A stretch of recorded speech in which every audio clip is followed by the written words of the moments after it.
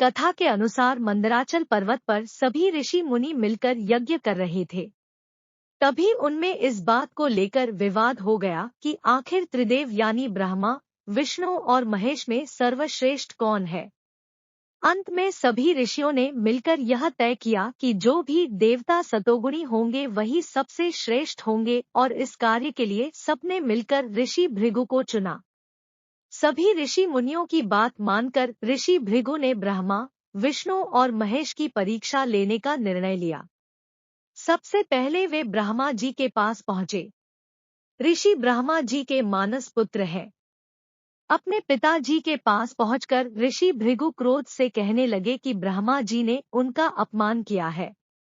बेवजह अपने पुत्र को क्रोधित देखकर ब्रह्मा जी को भी गुस्सा आ गया और उन्होंने कहा कि तुम चाहे कितने बड़े ज्ञानी हो जाओ लेकिन अपने से बड़ों का आदर करना नहीं भूलना चाहिए। इस पर ऋषि भृगु ने फौरन ब्रह्मा जी क्षमा मांगी और कहा वे सिर्फ इतना देखना चाहते थे कि उन्हें क्रोध आता है या नहीं। इसके बाद वे भगवान शिव की परीक्षा लेने कैलाश पहुंचे।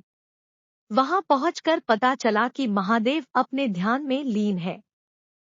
इसलिए उन्होंने नंदी से कहा कि वह जाकर शिव जी को उनके आने की सूचना दे, किंतु नंदी ने ऐसा करने से मना कर दिया।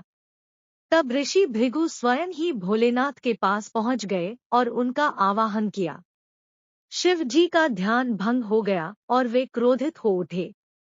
उन्होंने भृगु से कहा कि उनका ध्यान भंग करने की सजा उन्हें मृत्यु के रूप में मिलेगी। इतने में वहां पार्वती जी आ गई और शिव जी को सारी बात बताई।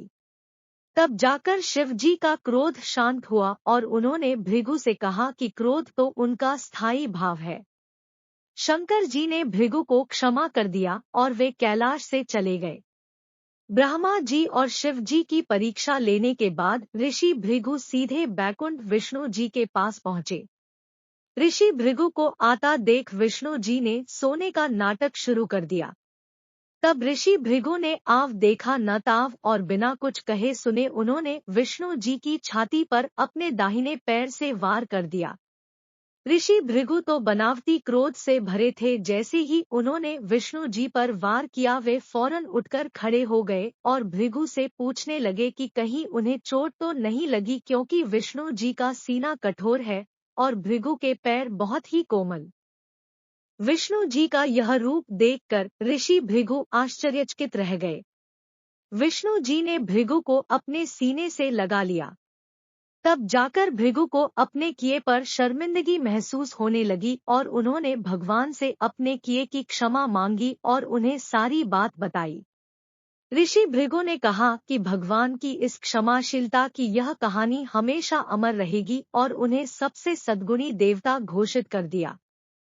उम्मीद है आपको हमारा यह वीडियो पसंद आया होगा। हमारे चैनल को सब्सक्राइब करना ना भूले। अगर वीडियो पसंद आए तो लाइक करना ना भूले और आप अपना ध्यान रखें। नमस्कार।